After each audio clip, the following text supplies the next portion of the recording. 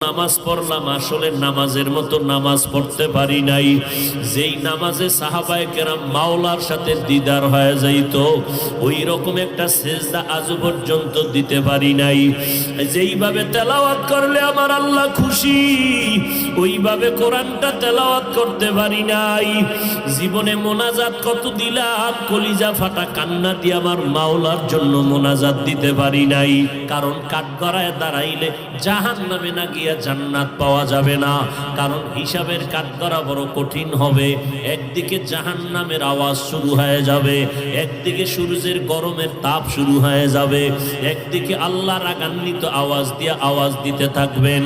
এমন অবস্থায় হাসরের ময়দানটা থরথর করে কাঁপতে থাকবে, গুনাহগারগুলো লাফানো থাকবে, চোখের পানি পড়বে, রক্ত পড়বে।